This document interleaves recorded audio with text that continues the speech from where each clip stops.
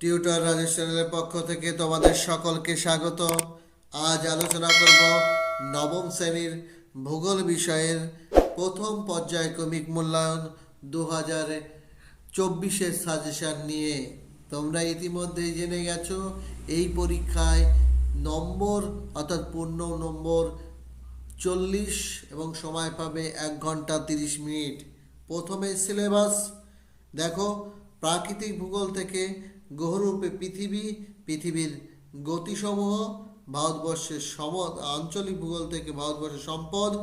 কোনো কোনো বিদ্যালয়ে মানচিত্র থাকবে, মানচিত্র আসে ভারত এবং পৃথিবী থেকে। দেখো, প্রথমে এমসিকিউ প্রশ্নে আসি এবং যে প্রশ্নগুলি তোমাদের এই এমসিকিউ প্রশ্নে এমসিকিউ হিসাবে আসতে পারে সেগুলি হলো, পৃথিবীকে ভাসমান জলে ভাসমান চাকতি বলেছেন থালেস। কে? থালেস এই কথাটি বলেছেন।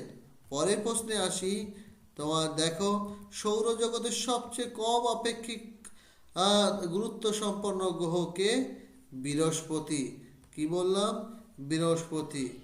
এই প্রশ্নগুলি তোমরা ভালো করে এখন থেকে অনুশীলন করো, তোমরা কমন পাবে। প্রশ্নগুলি এমনভাবে পড়ো যাতে এই প্রশ্নগুলি ঘুরিয়ে আসলেও তার উত্তর যাতে লিখতে পারো। পৃথিবীর নিরক্ষীয় ব্যাস হলো কত? পৃথিবীর নিরক্ষীয় ব্যাস হলো, তোমাদের পৃথিবীর নিরক্ষীয় ব্যাস যেটি হচ্ছে 12,757। দেখো, পরের প্রশ্নে আমরা আসি, সৌরজগতের সবচেয়ে ভারী গ্রহ কোনটি? নিশ্চয়ই বড় গ্রহটি ভারী হবে, অর্থাৎ বৃহস্পতি। 1610 সালে লেখা সিডেরিউস গ্রন্থ রচনা করেন কে? গ্যালিলিও। গ্যালিলিও এই গ্রন্থটি রচনা করেন। একটি শতবর্ষের অধিবর্ষ কোনটি? 2400। হ্যাঁ। নেক্সট প্রশ্ন, জিপিএস প্রধানত কি কাজে ব্যবহার করা হয়? জিপিএস সাধারণত অবস্থান নির্ণয়ের কাজে ব্যবহার করা হয়। অর্থাৎ 6 দাগে প্রশ্ন হচ্ছে, জিপিএস সাধারণত অবস্থান নির্ণয়ের কাজে ব্যবহৃত হয়। দক্ষিণ গোলার্ধের সবচেয়ে বড় দিন কোনটি? দক্ষিণ গোলার্ধের সবচেয়ে বড় দিন হচ্ছে 22শে ডিসেম্বর। দক্ষিণ গোলার্ধের সব থেকে বড় দিন হচ্ছে 22শে ডিসেম্বর।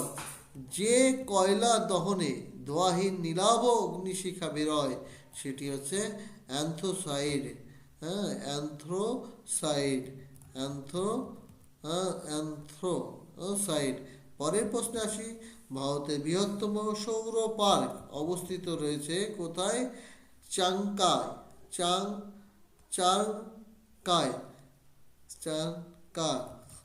দেখো, ওএনজিসির সদর দপ্তর কোথায়? নিউ দিল্লিতে। ওএনজিসির সদর দপ্তর হচ্ছে নিউ দিল্লি। পরের প্রশ্নে আসি, বায়ুমণ্ডলে যে ধরনের সম্পদ, বায়ুমণ্ডল হচ্ছে কি? সর্বজনীন, অর্থাৎ সবার সর্বজনীন সম্পদ। ভারতের বৃহত্তম তৈল শোধনাগারটি কোথায় রয়েছে? ডিগবয়ে। ভারতবর্ষের তৈল শোধনাগারটি সব থেকে বেশি ডিগবয়, কয়লি। দেখো, পরের প্রশ্নে আসি, এনটিপিসি তাপবিদ্যুৎ উৎপাদনের সঙ্গে যুক্ত।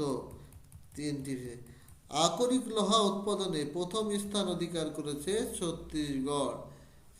দেখো, এরপরে এসএ কিউ প্রশ্নে শুধু এসএ কিউ না, বিভিন্ন ধরনের প্রশ্ন থাকবে। 8 নম্বরে দেখো, প্রথম শুদ্ধ অশুদ্ধ। বুধ একটি পার্থিব গ্রহ, এটি অশুদ্ধ।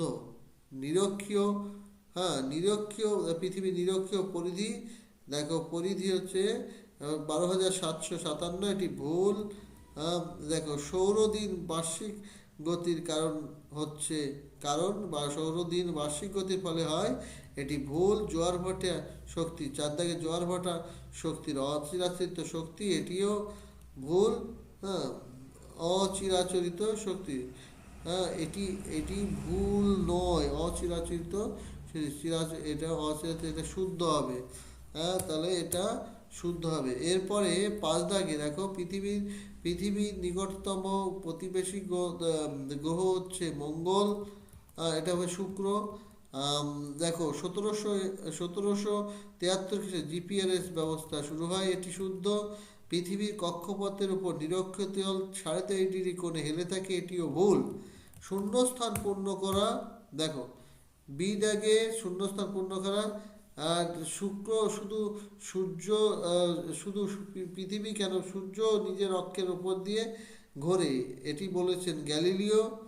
দেখো ড্যাশ সৌরজগতে উষ্ণতম গ্রহ বুধ, সৌরজগতে উষ্ণতম গ্রহ।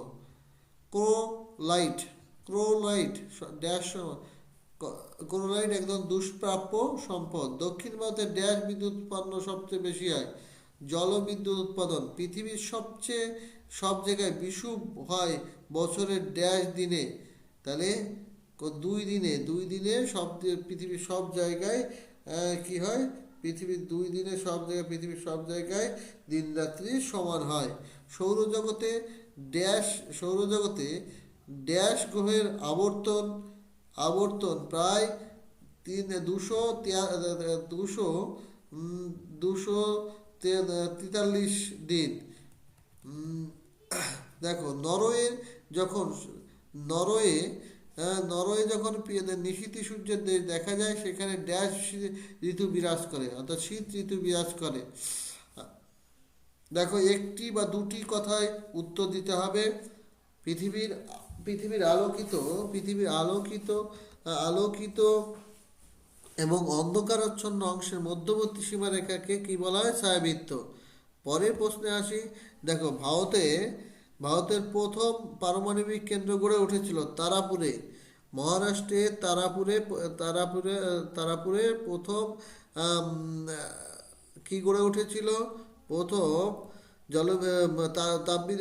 পারমাণবিক বিদ্যুৎ কেন্দ্র গড়ে উঠেছিল। দেখো সবচেয়ে প্রথম জলবিদ্যুৎ গড়ে উঠেছিল ভাগীরথী নদীর উপর, তেহেরি জলবিদ্যুৎ। ভারতের তৃতীয় বৃহত্তম তৈল শোধনাগার শহর কোনটি? দেখো পরে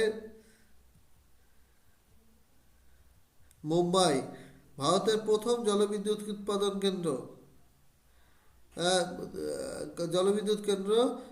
হচ্ছে সিন্দ্রাপং, দার্জিলিংয়ে সিন্দ্রাপং, এবং এটি পরাধীন ভারতবর্ষে অর্থাৎ 1897 খ্রিস্টাব্দে এই জলবিদ্যুৎ কেন্দ্রটি স্থাপিত হয়েছিল। একটি পুনর্ভব সম্পদ হচ্ছে সূর্যরশ্মি, বায়ুপ্রবাহ ইত্যাদি। দক্ষিণ গোলার্ধের কোন ঋতুতে বড়দিন পালিত হয়? দক্ষিণ গোলার্ধের গ্রীষ্মকালে বড়দিন পালিত হয়। দেখো যমজ গ্রহ কাদের বলা হয়? যমজ গ্রহ কাকে বলা হয়? শুক্রকে যমজ গ্রহ বলা হয়, কারণ আকার আয়তনের দিক দিয়ে পৃথিবীর সঙ্গে এর মিল রয়েছে। সাদা কয়লা কাকে বলা হয়? জলবিদ্যুৎকে সাদা কয়লা বলা হয়। দেখো পরের 2 মার্কের প্রশ্ন।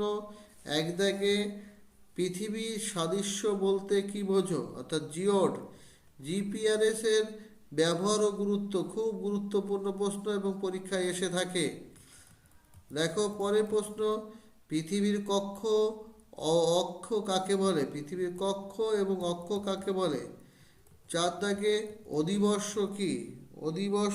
4 দাগে অধিবর্ষ কি? কোরিওলোসিস বল কাকে বলে? নিরক্ষীয় অঞ্চল কেন স্ফীত হয়? 6 দাগের প্রশ্ন, নিরক্ষীয় অঞ্চল কেন স্ফীত হয় বুঝিয়ে দাও। দক্ষিণ গোলার্ধ অপেক্ষায় উত্তর গোলার্ধে শীতকাল বেশি স্থায়ী হয় কেন? 8 দাগে খনিজ তেলের গুরুত্ব। 9 দাগে নিরপেক্ষ সম্পদ বলতে কি বোঝো? 10 দাগ হচ্ছে আলোকবৃত্ত কাকে বলে? 11 দাগ গচ্ছিত সম্পদের উদাহরণ দাও। এই ছিল 2 নম্বরের প্রশ্ন। এবার 3 নম্বরের প্রশ্ন, যেগুলি পরীক্ষায় আসার মতন প্রশ্ন বলে আমি মনে করেছি সেগুলি হলো যে পৃথিবী অভিগত গোলক তার প্রমাণ, এটি 3 নম্বরের প্রশ্ন, এগুলি বই থেকে মুখস্থ করে নেবে। বেলফোর্ডের পরীক্ষা, দেখো 3 নম্বরে সূর্যের আপাত দৈনিক গতি ও আপাত বার্ষিক গতি চিত্র, খুব গুরুত্বপূর্ণ প্রশ্ন। চিত্রসহ অপসূর অনুসূরের অবস্থান। জ্ঞান হলো সমস্ত সম্পদের প্রকৃত জননী, ব্যাখ্যা করো। 6 দাগ প্রচলিত শক্তির 3টি অসুবিধা লেখো। পরের যে প্রশ্নগুলি দেখো, পুনর্ভব সম্পদ এবং অপুনর্ভব সম্পদের ব্যবহারের অসুবিধাগুলি লেখো। নেক্সট 5 নম্বরে একটি প্রশ্ন তোমাদের পরীক্ষায় লিখতে দেবে বা আসবে। দেখো যে প্রশ্নগুলো গুরুত্বপূর্ণ, এরিস্থনিস কিভাবে পৃথিবীর পরিধি নির্ণয় করেছিল, চিত্রসহ ব্যাখ্যা করো। তারপরে দেখো দিনরাত্রির হ্রাস বৃদ্ধি ঘটনাটি চিত্রসহ আলোচনা করো। পৃথিবীতে বার্ষিক আবর্তন গতি আছে তার প্রমাণ, অর্থাৎ 3টি প্রমাণ দেখে ভারতবর্ষে কয়লা উত্তোলনের সমস্যাগুলি লেখো। 4 দাগ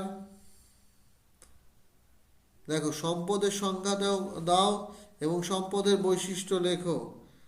দক্ষিণ ভারতে জলবিদ্যুৎ বেশি উৎপাদিত হয় কেন?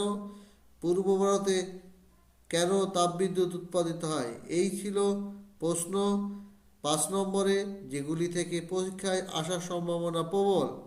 নেক্সট যে প্রশ্ন, যে বিভিন্ন স্কুলে কিন্তু তোমাদের এই মানচিত্র এসে থাকে, সেগুলি হচ্ছে দেখো সৌর তৈল শোধনাগার একটি, অর্থাৎ উত্তর ভারত আসতে হবে, পূর্ব ভারতে তৈল শোধনাগার আসতে হবে, লিগনাইট খনি, আকরিক লোহা খনি, তাপবিদ্যুৎ উৎপাদন কেন্দ্র, জলবিদ্যুৎ উৎপাদন কেন্দ্র। এই হচ্ছে তোমাদের ইম্পর্টেন্ট বা গুরুত্বপূর্ণ ম্যাপ পয়েন্টিং।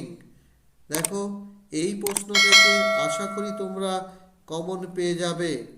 তাহলে এই রকম পরবর্তী সামেটিভ পরীক্ষাগুলির সাজেশন পেতে আমার চ্যানেলটি অবশ্যই সাবস্ক্রাইব করে রাখবে।